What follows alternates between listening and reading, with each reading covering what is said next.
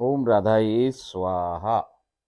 श्री राधा रानी सरकार की जय हो, जय जयकार हो। उनके श्री कृष्ण जी की जय हो, जय जयकार हो।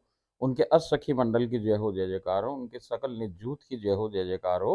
उनके सकल निज दरबार की जय हो, जय जयकार हो। उनके सकल निज परिकर की जय हो, जय जयकार हो। ओम राधाई स्वाहा।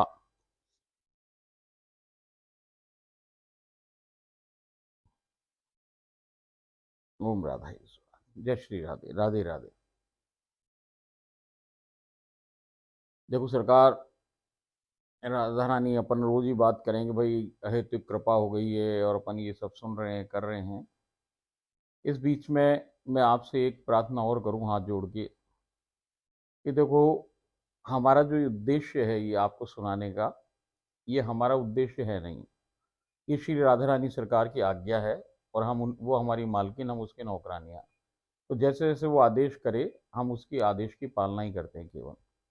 तो भाई उसने हमसे आदेश करी कि ये सुनाओ, और वही सुना रही है और वही बता रही है। साहब क्यों बता रही है इसका हमें ना मालूम। अब इसमें दो चीज़ें हैं। पहली तो है श्रद्धा और विश्वास। श्रद्धा और विश्वास से सुनेंगे तो लगेगा कि सब कुछ सत्य है, और यदि आप इसे वैसे ही सुन रहे हैं तो भी कोई बात ना, क्योंकि राधा रानी तो सच्चे साहब।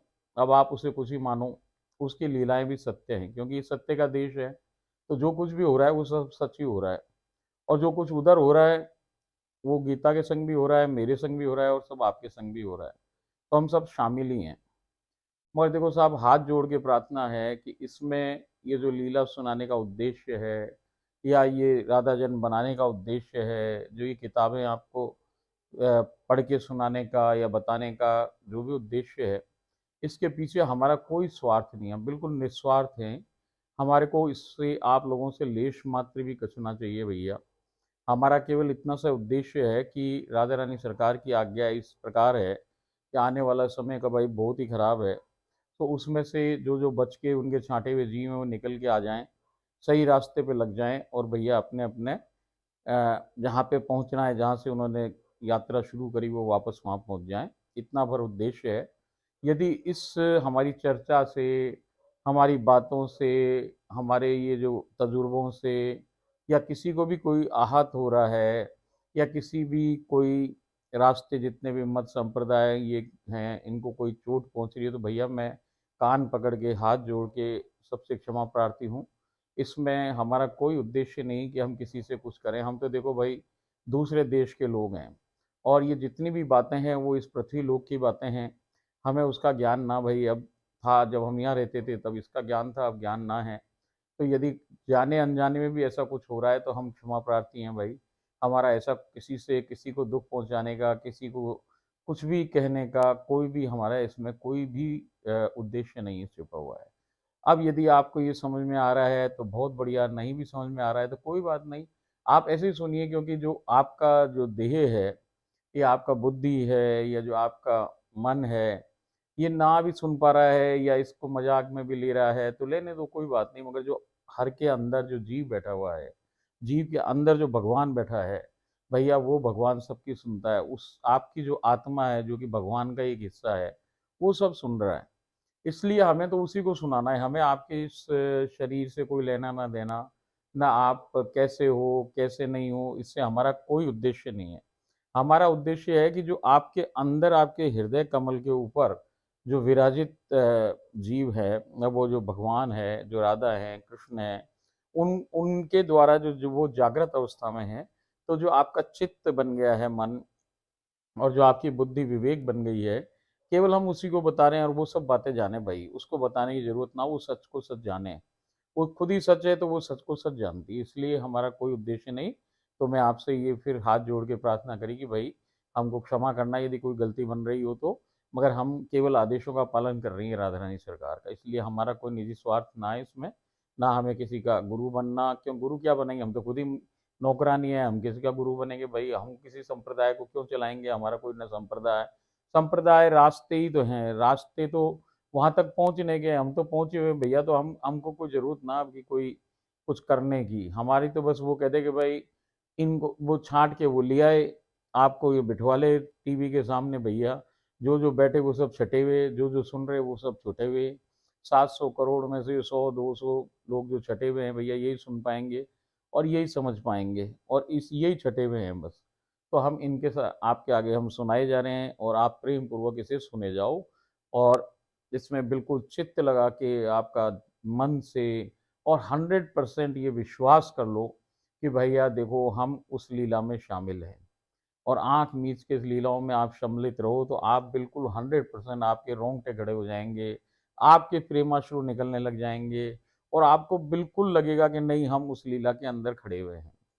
देखो भाई, वो तो सच का देश है, वहाँ आप झूठे भी कह दो कि हम नौकरानी है तेरी, तो भैया वो तुरंत इतनी भूरी हमारी राधा रानी सरकार कि वो तो झूठ को भी सच ही मान ले, वो तुरंत ही मान लेते कि हाँ ये मेरी नौकरानी, और भैया वो आपको नौकरानी बना ले, अपना परिकर बना ले भैया, तो फिर वो सारी अपनी गुप्त से गुप्त बात भी आपको बता दे। तो ये सब गुप्त बातें हैं, ये सारी बातें दूसरे देश की हैं, वहाँ से आई हैं, उसी के मुख से निकली हुई हैं, उसी ने लिखी हैं, वही बता रही है, उसी का आदेश है, वही सुना रही है। इसलिए हमारा कोई झमेला ना, हम इसमें अस्तित्व नहीं है, हम तो मरे हुए 30-40 साल हो गए भाई, तो कोई भूत थोड़ी सुनाएगा आपको, वो सब वो जो सुनाए वो सब वही सुनाए भाई।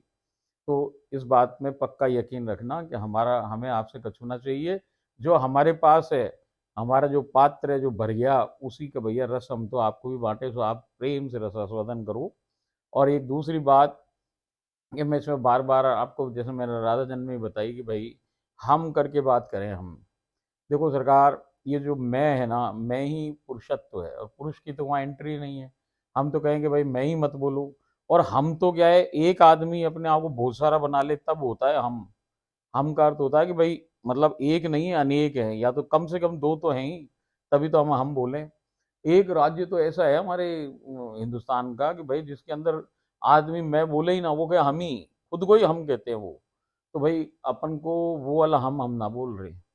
हमारे यहाँ दूसरी बात है, हम क्या, हम इस शब्द को क्यों यूज़ कर रहे हैं, यहाँ कोई बहुवचन के उस तरीके से नहीं हो रहा है, यहाँ पे ये यूज़ हो रहा है कि प्रिया दासी की जोड़ी यहाँ दो है, एक मैं और एक मेरी जन्म की पत्नी, हम दोनों मिलके प्रिया दासी कहलाएं, प्रिया दासी जोड़ी के नाम से ही हमें जाने सब। तो भैया हम दो हैं, इसलिए हम दो हैं, तो हम शब्द यूज़ करें। यहाँ पे ये उद्देश्य नहीं है कि कोई हम बड़ो, हम हमारे स्वाभिमान बढ़ाने के लिए या मान अभिमान से मैं की बजाय हम बोल रहे हैं, ऐसा ना है कि हम कोई बहुत बड़े जीव हैं, हम आपसे ऊपर हैं, सुपीरियर हैं, और हम तो राधा रानी के भक्त हैं और आप कोई और हो, ऐसा कोई भावना भैया। केवल इतना सा भाव है कि हम दो हैं, सो हम बोले। अब आप कहोगे हम और मैं क्यों बोले, भाई आप तो कह रहे हो बोलना ही नहीं चाहिए, आपकी डिक्शनरी में से निकाल दो। तो भैया बिल्कुल निकाल दिया हमने, तो ये हमारे तो डिलीट ही कर दिया, मैं मेरा और हमारा, केवल तू तेरा और तुम्हारा पे हमारी ज़िंदगी चल रही है। देखो मगर व्यवहारिक जीवन में हम किसी दो जनों से बात करें आपस में, तो फिर हम बोलेंगे क्या हमारे लिए। तो ये तो एक व्यवहारिक वार्तालाप में हम इसको ऐसे यूज़ करते हैं, मगर उस देश में कतई यूज़ नहीं करते। वहाँ तो हम सभी स्त्री रूपधारी लोग हैं। स्त्री रूपधारी मतलब वहाँ हमारा मैं मेरा और हमारा मर चुका है, हम केवल तू तेरा और तुम्हारा पे हैं। वहाँ की दुनिया तू तेरा तुम्हारा पे चलती है। और यहाँ भी इस दुनिया में जीवते जी यदि आप अपनी ज़िंदगी में से मैं मेरा और हमारा हटा दो और तू तेरा और तुम्हारा पे आ जाओ, तो भैया आप भी मर गए। आप सारे काम सब कुछ सरेंडर कर दो भगवान पे, राधा रानी पे, तो भैया फिर आपने 100% जब सरेंडर कर दिया, तो अब आपका कोई अस्तित्व ही नहीं है। आप एक छाया रूप के अंदर यहाँ पड़े रहो, और बाकी तो भैया अंतः चिंतित देह से तो वहीं इलाके आप उनकी सेवा में करो। अब देखो इन बातों का तो कोई अंत ना, अपन तो अपनी लीलाओं में वापस घुसे, और आज कल तक अपन ने 63 लीला पूरी अपन उसमें प्रवेश पा चुके हैं। आज से हम को राधा रानी सरकार 64वीं लीला में प्रवेश प्रदान करा रही है, तो अपन 64 नंबर की लीला के अंदर आज से प्रवेश प्राप्त करते हैं।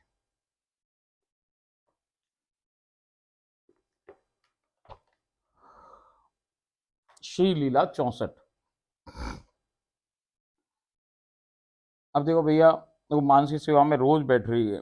हाँ, एक बात और मैं आपको बताऊं कि जैसे हमारे पास आजकल बहुत से प्रश्न आए हैं, ये सारी बातें जो हम कर रहे हैं आपसे, आप और हम जो ये वार्ता करें ना लीलाओं की, इसके लिए बहुत सारे लोग हमें प्रश्न करें। वो कहें कि साहब कोई किसका क्या क्वेरी है, किसकी क्या क्वेरी है, किसकी क्या है, पूरे हिंदुस्तान भर से अलग अलग प्रकार के क्वेश्चन आए। तो वो सब मेल पे आए, सो हम उनसे टेलीफोन से मेल से उनको जवाब दे के बात कर लें। तो वो सब मामला सुलझ जाए। अब कुछ प्रश्न ऐसे हों जिसको चर्चा मैं आपसे भी करना चाहूँ। एक व्यक्ति ने हमसे ये बोला कि भाई जो ये लीलाएँ घटित हो रही हैं इसमें आप रोज़ ही तो वो हो रहा है कि भाई वो मानसिक में बैठे और फिर वो वही भोजन वग़ैरह हो रहा है, ये हो रहा है, कुछ एक सा बना है रोज़।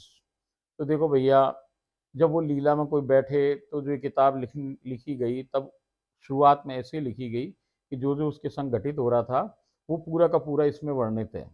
मगर अब जैसे-जैसे हम आगे की लीलाओं में जाएँगे, तो ये भी सब चीज़ें धीरे-धीरे खत्म हो जाएँगी, केवल लीलाओं में हम प्रवेश पाने लग जाएँगे। इसको भी मैं सूक्ष्म कर दूँगा कि कर दूँगी कि भई जिससे कि ये जो आपको रिपिटेशन लगे कि भाई वो मानसी में बैठ गई, अब ये हो गया, वो हो गया। ये तो शुरुआत करने के लिए कि भाई कोई चीज़ शुरू हो रही है, तो कैसे शुरू हो रही है, इसके लिए ऐसे चले। बाकी इसके अंदर जो घटित हो लीला जो रोज़ हो रही है, वो एक से ना है, वो सब अलग-अलग है। इसलिए लीलाओं पे ध्यान दो, इस बात पे ध्यान ना दो कि भाई ये रोज़ क्या हो रहा है, क्या नहीं हो रहा है। और एक दूसरी बात कि ये जो भोजन सामग्री है, वो कहें कि साहब ये भोजन सामग्री तो अपने यहाँ की है, ऐसी भोजन सामग्री क्यों खा रहे हैं वो कि भाई छोले-भटूरे भी खा रहे हैं, फलाना भी खा रहे हैं, समोसे भी खा रहे हैं, ये भी खा रहे हैं। भगवान तो बिल्कुल भाई शुद्ध वैसा ही खाए, ना, ना, ना, भगवान को तो जो भगवान ना आपकी रबड़ी खाए, ना भैया लड्डू खाए, ना कुछ खाए, ना आपकी खीर खाए, ना समोसा खाए, ना छोला-भटूरा खाए, ना कछु ना खाए भाई। भगवान तो क्या खाए, राधा रानी खाए केवल प्रेम। ये प्रेम का देश है, प्रेम चाहिए उसको, तो वो खाए ही नहीं, उसका शरीर खाने वाला ही नहीं है, वो तो आपको एक्टिंग करके बताए कि हम खा रहे हैं। तो भैया इसलिए वस्तु का हमें ध्यान ना देना, हम जब तक उसको अर्पित कर रहे हैं तब तक वो वस्तु है, जब वहाँ से आती है तो फिर भैया वो प्रसाद है। तो विषय वस्तु करने की कोई ज़रूरत ना है कि उसको क्या दिया जा रहा है, क्या नहीं दिया जा रहा है। जो उसको प्रेम में आ रहा है, जो उसको समझ में आ रहा है कि मेरी राधा रानी ये खा के प्रसन्न होगी, तो वो उनको पवा रही है। इसलिए वो वस्तुएँ यहाँ की हैं, वहाँ की हैं, इससे हमें कोई ना मतलब। देखो भैया, ये जो चीज़ यहाँ उपलब्ध है इस पृथ्वीलोक पे, जो कुछ भी, ये सब वहाँ की कॉपी तो है।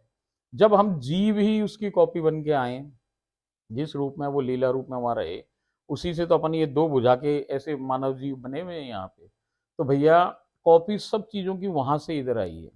हर चीज़ वहाँ उपलब्ध है।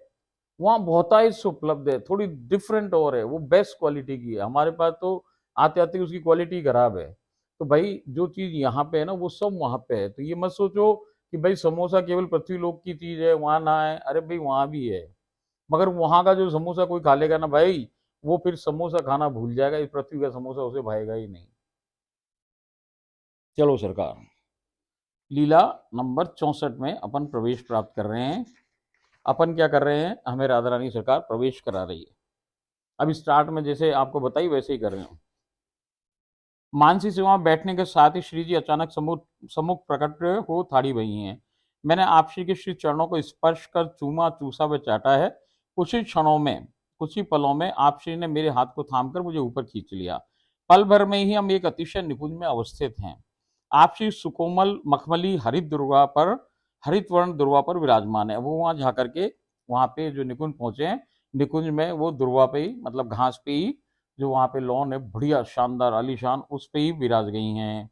और वहाँ विराज गई तो वहाँ क्या घटित हो रहा है कि एक भ्रंग भौरा आपसी के चारों ओर घूमकर अपनी सुमधुर ध्वनि ताल के गुंजन को प्रसारित कर आपसी के बिंब फल कुंदरू जैसे लाल ओष्ठ कमलों को चूस रसपान करने की करुण पुकार कर ऊपर नीचे उड़ते हुए मचल रहा है। देखो सरकार, क्या दृश्य है, आप देखो।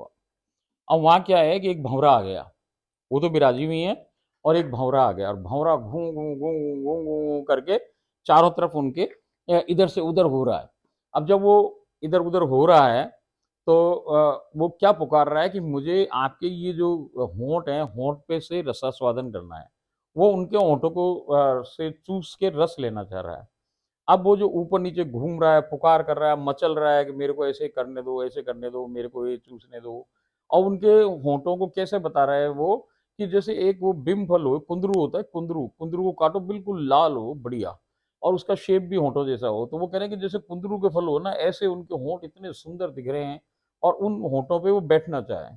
तो जो ये गीता बावरी है, इसको ये अटपटा लग रहा है कि ये कैसा भौरा है, और हमारी श्री जी को ये तंग कर रहा है, तो वो उसको दूर भगा रही है, बार बार दूर भगा रही है, हटो हटो हटो हटो। मगर भैया श्री जी कहाँ हटाने दे अपने प्रेमी को, वो कह रही है ए गीता बावरी ऐसे ना कर, इसको आने दे मेरे पास, इसका प्रेम करने का यही तरीका है, इसको मेरे पास आने दे। और वो आकर के उनके होंठ पे बैठ गया है। अब जो उसको गीता बावरी को जो राधा रानी सरकार ने बात कही उसको सुनिए, वो बहुत इंपॉर्टेंट है। देखो सरकार, वो ये कह रही है, ऊपर से नीचे उड़ते हुए मचल रहा है, मुझे उसका आप श्री को सताना अरुचिकर जान पड़ रहा है। अब वो गीता कह रही है कि मुझे अच्छा नहीं लग रहा है, ये तंग कर रहा है हमारे श्री जी को, अतः मैं उसे दूर भगाने की से मैं भरपूर प्रयासरत हूँ। तभी आप श्री ने मुझसे कहा कि उसे आने दो, उसकी मुझे प्रेम प्रदर्शित करने की यही रीति है। यहाँ तक तो बात अपने समझ में आ गई। अब जो वो बात कह रही है ये लाख टके की बात है, इसे नोट कर लो, अपने ललाट पे लिख लो, अपने हृदय कमल पे लिख लो।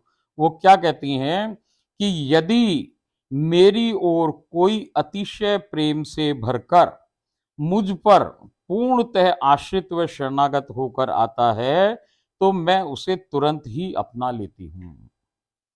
देखो सरकार, इतनी सी रिक्वायरमेंट है राधा रानी को पाने की, केवल इतनी सी। कोई वो आपके जाप से ना मिल रही, कोई आपके तप से ना मिल रही, कोई आपके ध्यान से ना मिल रही, किसी किसी भी प्रकार से, किसी भी साधन से राधा को पाना असंभव है। असंभव नहीं, परम असंभव है। कोई ना पा सके राधा को, और पा कैसे सके कि बहुत ही आसान उपाय, बहुत ही आसान। वो कह रही केवल दो बात बोल रही, भाई दो बात कर लो, आदमी मेरे को कोई भी ले ले, कोई भी प्राप्त कर सकता है। कैसे? कि यदि मेरी ओर उनकी तरफ जाने की कोई सोच ले कि मुझे राधा चाहिए, राधा से मिलना है, तो वो क्या कह रही हैं कि यदि मेरी ओर कोई अतिशय प्रेम से भरकर, भाई जैसे मैं बताई कि धीरे धीरे प्रेम को बढ़ाना है और हद से गुजर जाना है। जब किसी का प्रेम हद से गुजर जाता है राधा रानी के लिए, तो वो ये कह रही हैं कि यदि मेरी ओर कोई अतिशय प्रेम से भरकर मुझ पर पूर्णतः आश्रित, 100% सरेंडर, 100 मतलब 100, 99.99 भी नहीं, आश्रित व शरणागत होकर आता है तो मैं उसे तुरंत अपना लेती हूँ। अपना लेने का मतलब है कि भाई उसको परिकर बना ले, तुरंत ही उसको अपनी नौकरी पे रख ले, अपने देश में बुला ले, और भैया साक्षात खड़ी हो जाए राधा रानी, केवल दो बात से। 100% शरणागति और अतिशय प्रेम, सीमातीत प्रेम, कि हम और किसी को जाने ही ना, कोई को ना जाने भैया, हम राधा के अलावा किसी को ना जान रहे, इतना सा विचार कर ले और 100% उन पे आ जाए, शरणागति हो जाए कि एक ही अविलंब, और कोई है ही नहीं, अवलंब भी एक ही बच्चा है हमारे पास, हम जाने ना, हम किसी को न जाते नहीं। जैसे वो गाएं कि भाई सब द्वारन को छोड़ के आ गई तेरी कौन से द्वार वार कहे वो, तो भैया ऐसे ही बस, अब केवल राधा के अलावा कुछ ना सूझ रहा हमें, राधा राधा राधा राधा। तो भैया वो आपके सामने खड़ी है, उसने आपको नौकरानी तुरंत बना लिया ऐसा करते ही। तो वो कहती है कि यदि मेरी ओर कोई अतिशय प्रेम से भरकर मुझ पर पूर्णतः आश्रित व शरणागत होकर आता है तो मैं उसे तुरंत अपना लेती हूँ, वह उसे कोई रुकावट का सामना नहीं करना पड़ता है। भैया देखो, इसे कहें, वो कह रही कि जब मेरे शरण में कोई आएगा तो उसकी परेशानी, उसकी झंझट, उसका सुख, उसका दुख, उसकी जितनी समस्याएं, वो सारी समस्याएं राधा रानी की हो जाए भाई साहब। अब वो इन सारी बातों से ऊपर उठ जाए, जो ये संसार में द्वंद है ना, कि ये मेरा मोह माया, ये मत्सर, ये सब झंझट, ये सब पचड़ पचड़ा, ये कीचड़, ये सब से छूट जाए भैया। अब उसे न दुख है न सुख है, वो तो परमानंद की भी चरम तरम अवस्था जिसे कहे एलाद कहे, भैया वो एलाद में पहुंच जाए, उसकी जिंदगी की सारी रुकावटें हट जाएं, उधर की तो हटी जाए अंतश्चिंतित देह की, भैया इधर ये जो हमारी पांच भौतिक शेर शरीर के जो संबंध है ना, ये भी सुधर जाए, उसके इस घर की इस छाया की से भी संबंधित सारी बातें, समस्या हो, जितनी समस्या एक ही बार में सुलझ जाए भाई साहब। वो राधा रानी ऐसी कृपा करे जीव पे। करा क्या? जीव ने कुछ नहीं किया, कोई साधन नहीं किया, कुछ नहीं किया, केवल उनसे अतिशय प्रेम कर लिया और 100% उनकी शरण में आके पड़ गया। भैया पढ़ते तो देखो राधा रानी सरकार क्या चमत्कार करेगी आपकी जिंदगी में। मैं आपको यकीन से कहूँ, अनुभव से कहूँ, लोगों के अनुभव से कहूँ जो हमारे बातों को मान रहे भैया, कि इतना सी दो बात कर लो, यहाँ की जिंदगी सुधर नहीं जाए, वहां की जिंदगी तो सुधरेगी, और यहाँ की जिंदगी भी साथ के साथ ना सुधर जाए तो आप मेरी बातों पे कहना कि भाई ये सब झूठ बोला इस आदमी ने। करके तो देखो एक बार। आपने सबकी करी, हमारी करी से इतना से करके देख लो। देखो आपकी जिंदगी कैसे बदल जाएगी, मिनटों में नहीं, क्षणों में नहीं, एक सेकंड के 1000वें पल के अंदर आपकी सारी जिंदगी ना पलट जाए तो बताना भैया। फिर यहाँ ना दुख रहे, ना परेशानी रहे, ना कोई कोई समस्या नहीं, ना रोग निरोगी काया। और भैया ये पैसा लगता, ये सब जो कुछ चाहिए, जो रिस्पॉन्सिबिलिटी है, वो सब राजा की हो जाए भाई। वो सब आपकी सारी समस्याएं दूर कर दे सरकार। बहुत भोरी, बहुत ही कृपा में भैया, उससे ज्यादा कौन कृपा कर सके, वो बरसाने वाली है कृपा को। उससे ज्यादा कोई ना, कोई भी ना, कोई भी ना। अब ये बात तो सरकार आप नोट कर लेना और इसको अपनी जिंदगी में घटित करके देख लेना, तब आपको स्वयं मालूम पड़ जाए भाई। अब ये क्या कह रही है आगे, लीला में क्या घटित हो रहा है, वहां घुसे अपन तो वापस। वो रसिक मधुकर जो बोहरा है, आप श्री के सुर्ख लाल श्री ओस कमल पर आसीन हो रसास्वादन करने में व्यस्त हो गया। अब वो जैसे ये बात हुई तो वो बैठ गया भैया, और वो वहां से रस को चूस रहा है। अब उसको क्या दिख रहा है, इसी बीच में उसको क्या दिखने लग गया कि राधा रानी की शरीर जो है ना, वो शरीर तो राधा रानी का ही है, और जो मुख है ना, वो पूरा कमल का फूल बन गया। देख रहे हो सरकार क्या हुआ है। जैसे ही भौरा उनके होंठ पे बैठा, अब गीता बावरी दूर से देख रही है तो क्या देख रही है कि भैया राधा रानी का शरीर तो पूरा का राधा रानी शरीर ही है, और उनका जो मुख कमल है वो अष्टदल कमल बन गया, और जो बीचों बीच जो वो गद्दी सी है जिसपे राधा रानी है, वो गद्दी पे जो कर्णिकाएं लग रही हैं, उन कर्णिकाओं से रस चूस रहा है वो भौरा। कहाँ से चूस रहा है, उस कमल के फूल से चूस रहा है। और शरीर किसका है, राधा रानी सरकार का शरीर है। ऐसा दर्शन किसको हो रहा है, ये हो रहा है गीता बावरी को। तो वो कह रही है मुझे अनुभव हो रहा है कि जैसे आप श्री का अतुलनीय इकलौता सुंदरता की सीमा वाला श्री मुखमंडल अतिशय दिव्य वे अनोखे कमल के पुष्प में परिवर्तित हो गया है, और जैसे ही ये भ्रमर उस अतिशय सुंदर व अत्यंत दिव्य नीरज यानी कमल के मध्य भाग पर बैठकर रसपान कर रहा है।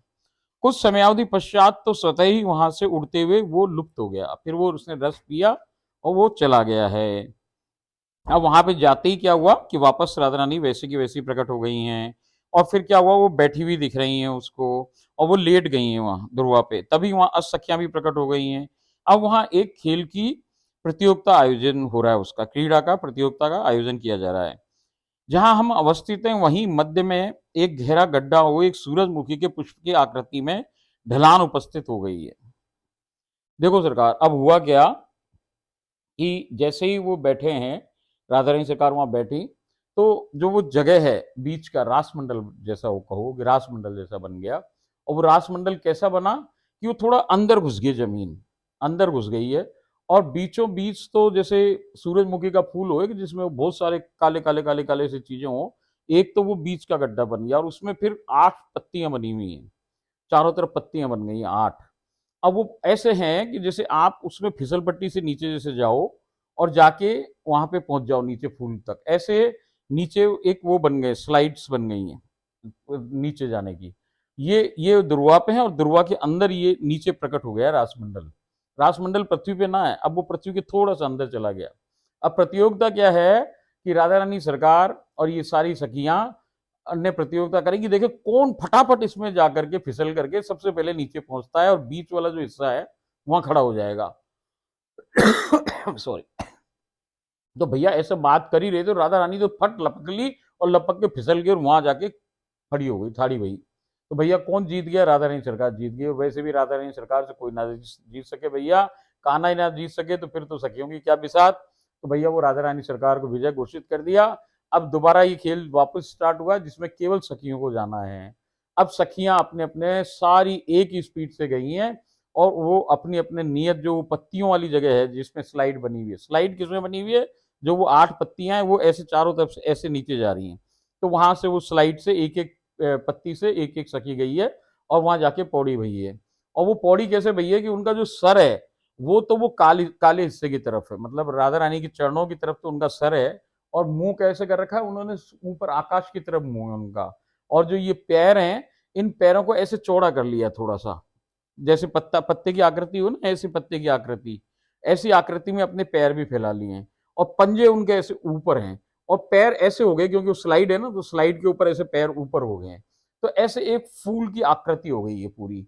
और ऊपर से जब वो गीता बावरी उसको देखे ना, तो ऐसा दिख रहा है कि जैसे ये अष्टदल कमल है, बीचों बीच राधा रानी सरकार बैठी हैं और आठों पत्तियों पे ये एक फूल बन गया है, जिसको सखियां सखियां भी फूल का आकार लिए हुए बैठी हुई हैं। इस प्रकार की स्थिति है। इतनी देर के अंदर कान्हा जी भी वहां पे आ गए हैं और कान्हा जी भी उसके अंदर ही वहां प्रवेश कर गए हैं। अब ये पहले किए बाद में किए, अभी अपन अब आगे घुसते हैं इसमें, तब लीला में मालूम पड़े भाई। मुझे वहां दिख रहे हैं इसलिए बात करी मैं आपसे। अब वहां एक क्रीड़ा प्रतियोगिता का आयोजन हो रहा है जहां हम अवस्थित हैं। वहीं मध्य में एक गहरा गड्ढा हो, एक सूरजमुखी के पुष्प की आकृति में ढलान उपस्थित हो गई है, जिस पर से सभी को जमीन पर तीव्र गति से नीचे की ओर लुढ़कना है और अपने नियत स्थान पर बीच के गहरे काले स्थान पर पहुंचना है। जो पहले नीचे पहुंचेगा वही प्रतियोगिता का विजय होगा। क्रीड़ा का शुभारंभ हुआ। निमिष मात्र पलक झपकने से पहले ही श्री जी सर्वप्रथम नीचे विजय श्री को प्राप्त हुई हैं। वही प्रतियोगिता पुनः दोबारा आयोजित हुई है। इस बार सभी सखियां नीचे की ओर लुढ़क रही हैं।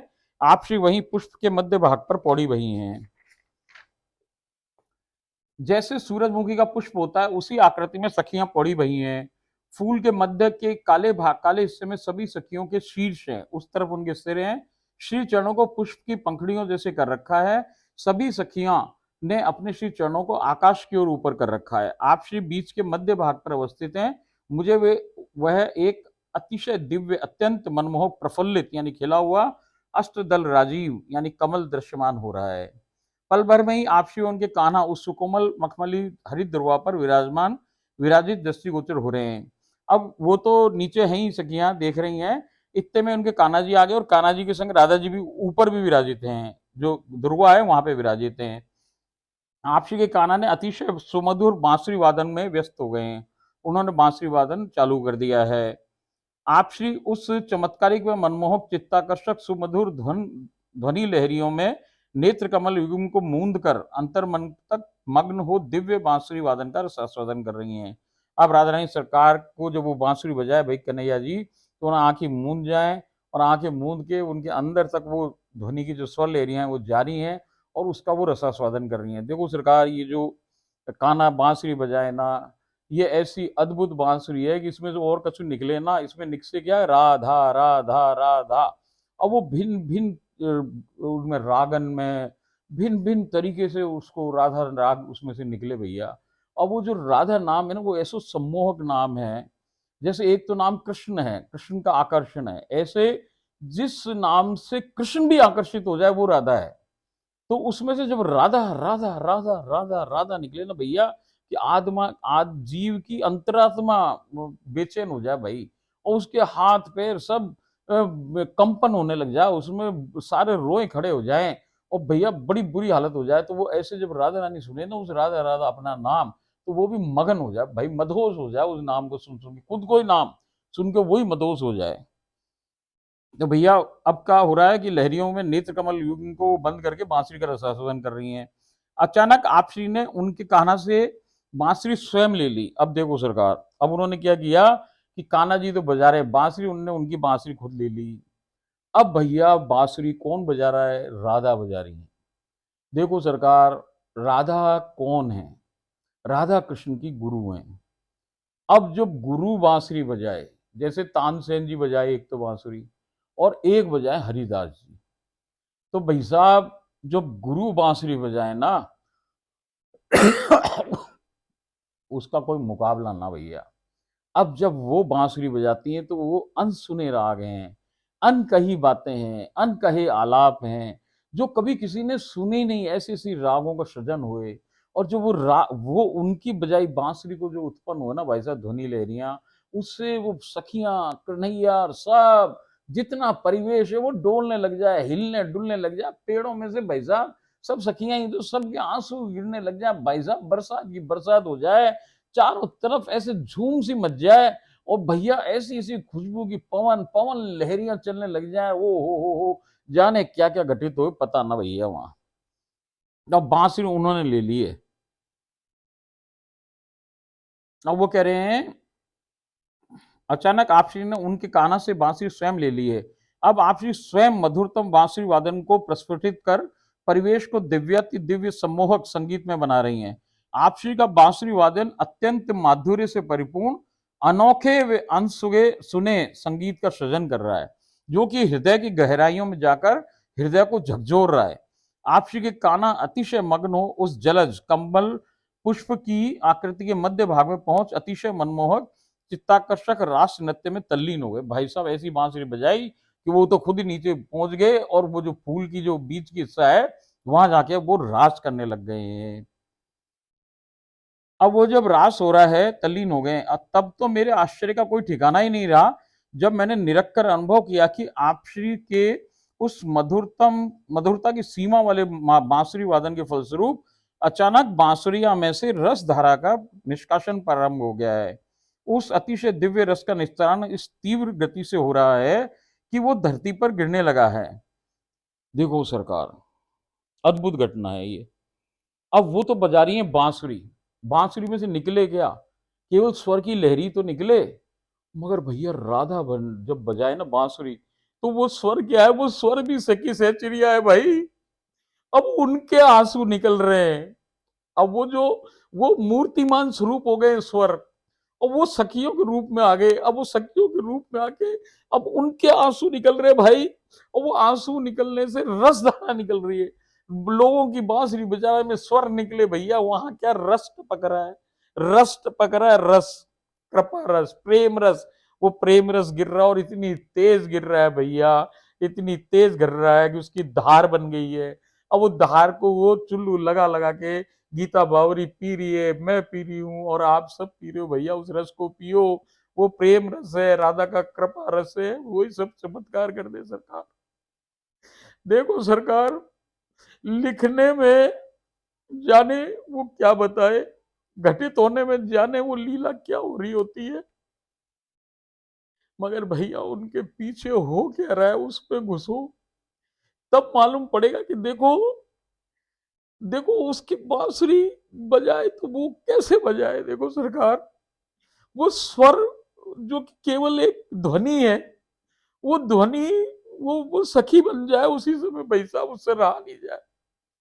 वो ध्वनि का जो सारे गामा है ना, ये भैया सब के सब सखिया बन जाए, और सखिया बन के उसके प्रेम के कारण उनके आंसू टपक रहे, और वो आंसू टपक के रस धारा बन गई है, और रस धारा टपक रही है, झरने जैसे टपक रही है सरकार।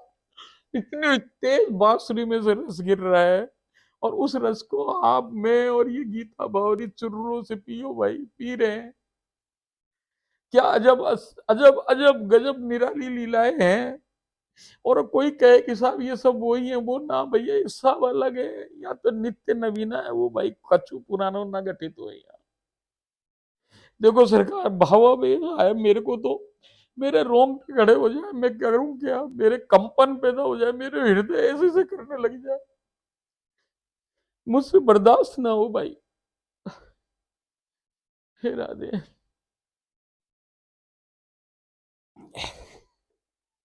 कहाँ थे अपन भाई।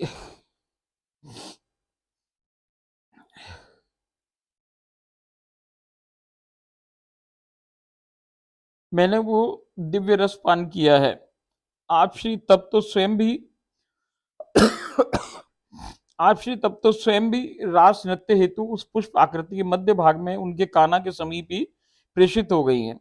दोनों एक श्वेत कमल के पुष्प में बंद दृष्टिगोचर हो रहे हैं। अब वो ऐसा लग रहा है कि भाई जैसे वो उन्होंने पैर वैर ऊपर कर लिए ना सखियों ने, तो ऐसा लग रहा है कि जैसे वो कमल का फूल बंद हो गया और वो सफेद रंग का फूल है कमल का, और उसके बीच में वहां वो रास कर रहे हैं दोनों जने।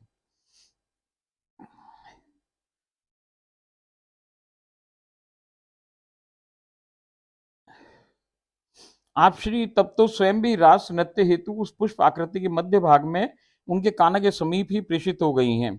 दोनों एक श्वेत कमल के पुष्प में बंद दृष्टिगोचर हो रहे हैं, जैसा एक चित्र जय जय ने मुझे भेजा है। मैंने भाई उसको एक दिन पहले ही एक कोई ऐसा चित्र भेजा है कि जिसके अंदर सफेद कमल है और राधा कृष्ण उसके अंदर रास कर रहे हैं। तो वो ये बात उसने यहाँ बताई है कि जैसा एक चित्र जय जय ने मुझे भेजा है, अत्यंत दिव्य व अनोखे अंदाज में अपूर्व रास नृत्य अनुपम युगल ने संपादित करना प्रारंभ कर दिया है। कभी आपसी के काना आपसी को श्री कटी भाग से पकड़कर, कभी श्री उदर से पकड़कर हवा में उछाल रहे हैं, पुनः नीचे की ओर आने पर अपनी बाहों में या कभी अपनी हथेलियों पर धारण कर रहे हैं। सॉरी। आपसी व उनके काना हर प्रक्रिया में अनवरत राष्ट्र नृत्य में तल्लीन है। परम से भी परम मनोहर व मनोरम राष्ट्र नृत्य मेरे नेत्रों के सामने सम्मुख घटित हो रहा है। मैं अवर्णनीय रास रस से भरपूर आस्वादन से फूली नहीं समा रही हूँ। कुछ समयावधि के बाद रास में विराम आ गया है। देखो सरकार, ये जो रास हुए ना, ये लगे तो 100 कि भैया हम करें क्या, शब्द की कमी के कारण यही लिख सके कि भाई वो उछाल रहे हैं और वो पकड़ रहे हैं, मगर भैया वो 100 ना कछू, वो हर बार नया है, हर बार नया है। कभी वो पेट से पकड़ के उछालें भैया, कभी कमर से पकड़ के उछालें, कभी क्या करें, कभी उनको बाहों में ले लें, कभी खुद ही उड़ जाए, कभी जाने क्या क्या आकृतियां बनाएं। भाई बड़ी अजब गजब निराली रास की प्रक्रिया है, मगर हमारे पास शब्द लिखने के ना भैया, हम केवल देख सकें, अनुभव कर सकें, उसको लिखो ना जा सके, क्योंकि कोई शब्द ही नहीं है कि हो क्या रहा है, ये समझ से परे की बात है। तो भैया इसलिए आप शब्दों पे ना जाओ, आप तो लीला को देखो कि क्या घटित हो रहा है भाई। जो घटित हो रहा है बिल्कुल अनोखा, अजीब अजब अनोखी बात हो रही है वहां। तो ऐसा रास होके फिर उसमें विश्राम हो गया है।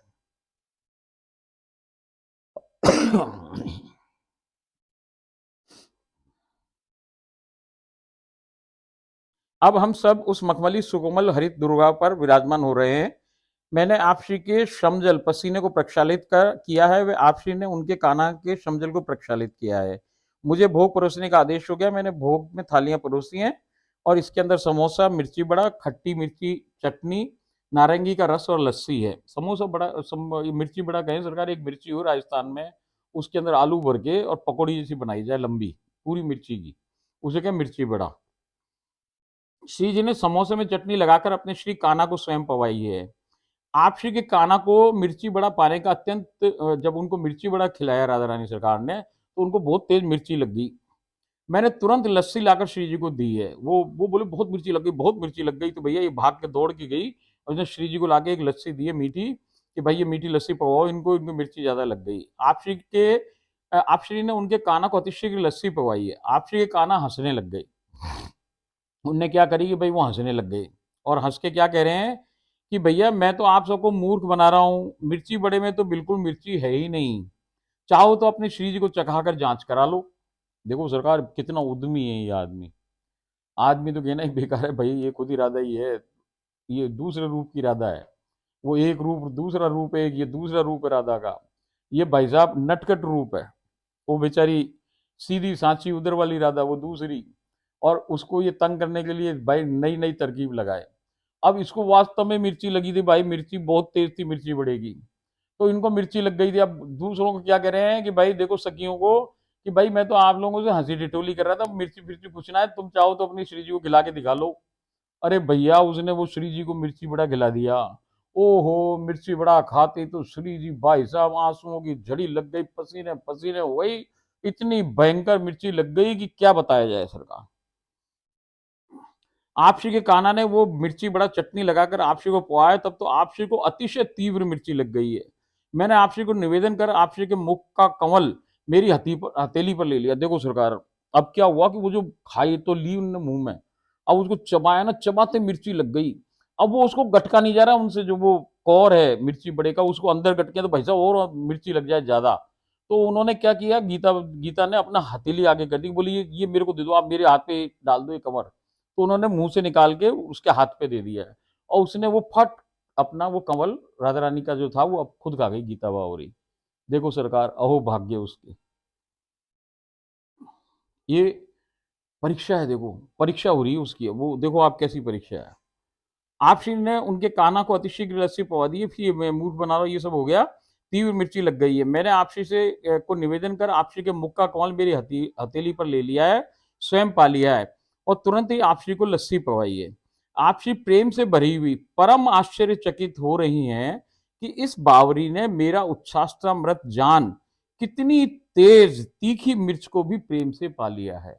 देखो सरकार, यही है नौकरानी को फर्ज।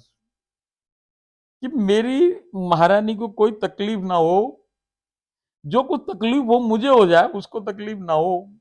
तो वो जो मिर्ची से भरा कौर है, जो राधा रानी गटक ले तो भैया अंदर तक मिर्ची लग जाए, वो कौर उसने पा लिया स्वयं ने। और ये देख के राधा रानी अतिशय प्रसन्न हो रही है। वो कह रही है देखो इस बावरी को, कि इतनी तेज मिर्ची का ये कौर खा गई, किस लिए खा गई कि ये मेरा है, मेरे मुख का निकला हुआ है, ये मेरा उच्छ्वस्त अमृत है, तो भैया वो खा गई पूरा का पूरा। ये है, इसे कहें सेवा।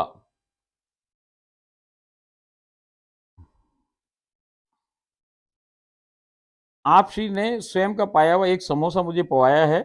आप श्री ने एक और समोसे पर चटनी लगाकर मुझे दिया है। मैंने वो समोसा व सबका उच्चासमर्थ एकत्र कर जय जय गुरु माता व मेरे इस जन के परिवार के सदस्यों को एक एक कमल पवा स्वयं भी पाया है। अब आप श्री उनके काना के श्री स्कंद पर अपना श्री शीश धर विश्राम कर रही हैं। इसी अवस्था में लीला में विश्राम आ गया है। संध्या काल में भजनोपरांत जब मैं मानसी सेवा में बैठी हूं, तो श्री लीला वहीं से पुनः प्रारंभ हो गई है। आप श्री उनके काना के श्री स्कंद पर अपना श्री शीश धर बैठी हुई हैं। मेरे वहां पहुंचने के कुछ ही पलों में अचानक एक विमान या उड़न खटोला जैसा उपस्थित हो गया है। एक उड़न खटोला या कोई अब हवाई जहाज आ गया वहां पे भैया। आप श्री उनके काना व मैं स्वयं उस विमान उड़न खटेले में विराजित हो गए हैं। तभी वो आकाश की ओर तीव्र गति से ऊपर उड़ता हुआ किसी अनजाने गंतव्य की ओर अग्रसर हो रहा है। वो बादलों को चीरता हुआ द्रुत गति से आगे बढ़ रहा है। अंततः विमान एक अत्यंत वीरान पहाड़ी पर आकर विश्राम को प्राप्त हुआ है। ऐसी वीरान घन, बिल्कुल एकदम सुनसान जंगल टाइप की अजीबो गरीब एक पहाड़ी है। सॉरी। वहां पे वो विमान रुका और ये तीनों नीचे आ गए हैं। हम तीनों उस उड़न खटोले से नीचे उतर गए हैं। वो स्थान अतिशय वीरान व निर्जन दृश्यमान हो रहा है। कुछ दूर चलने पर मुझे वहां 5 लोग बिल्कुल विभस्त नग्न अवस्था में मात्र केवल एक छोटा सा कटी भाग के नीचे उन्होंने एक अचला सा लपेट रखा है और लंबी लंबी केश राशि उनकी मेरे स्कंद तक लंबी जटा रूप में धारण किए हुए हैं। वो पूरे जो बड़ी बड़ी अपने कंधों तक की है ना, वो केश राशियां हैं उनके। संपूर्ण शरीर पर कुछ रज जैसा लगा हुआ है और मेरी ओर पीठ करे हुए खड़े हुए दृष्टिगोचर हो रहे हैं। मैंने कौतूहलवश पूछा कि ये कौन लोग हैं। तब आप श्री के काना ने बतलाया कि इन लोगों ने अपनी मृत्यु से कुछ पूर्व अंतिम समयावधि में श्री जी का स्मरण किया है, अतः श्री जी इनका उद्धार करने हेतु यहाँ पधारी हैं। तभी वो पहला व्यक्ति आप श्री के निकट आ आप श्री के श्री चरणों में से निकसित दिव्य चमत्कारिक रस का सेवन कर अचानक मेरे देखते देखते आप श्री के श्री चरणों में प्रवेश कर गया। इसी का अनुसरण कर दूसरा व्यक्ति भी आप श्री के श्री चरणों में समा गया। मैं इन लोगों का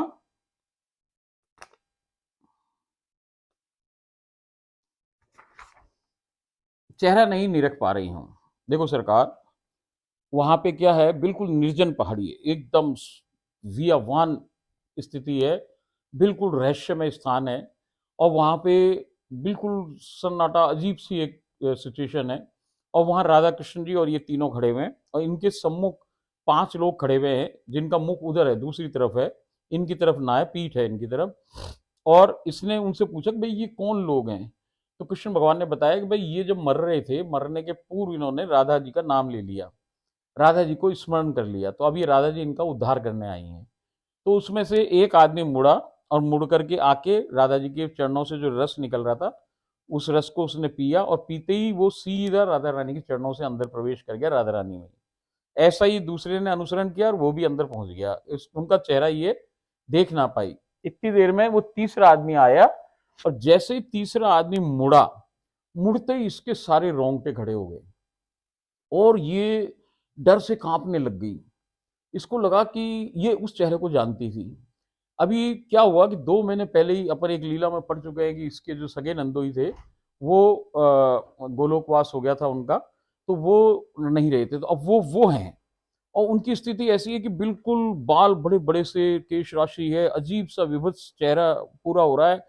बट जैसे मैंने बताई कि आंखों से पहचान है, आंखों से आदमी वहां पहचान लेता है कि ये कौन है। तो वो आंखों से पहचान गई है कि ये वो हैं। अब वो हैं और उन्होंने एक अचला सा नीचे लपेट रखा है और वो आए और आके ही इसने देखते देखते देखते उन्होंने भी ऐसे ही किया और फिर वो ऊपर चढ़ गए। अब भैया इसकी स्थिति खराब कि देखो राधा रानी कितनी कृपा की मूर्ति है कि मेरे जो वो नंदोई साहब हैं उनको भी इन्होंने अपने अंदर ले लिया है, अपना इन्होंने उनको अपनी शरण में ले लिया है, अपने अपने परिकर के अंदर शामिल कर लिया है। फिर वो भैया चौथा आदमी मुड़ा है।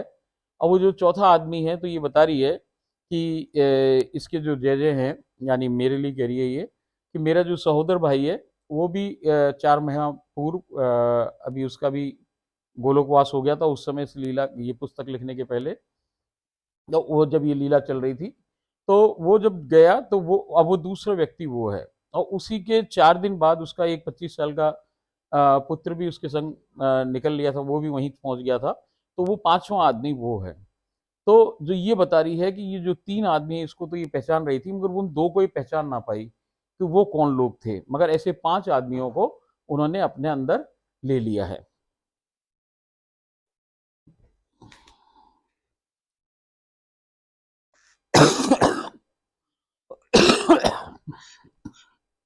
सॉरी।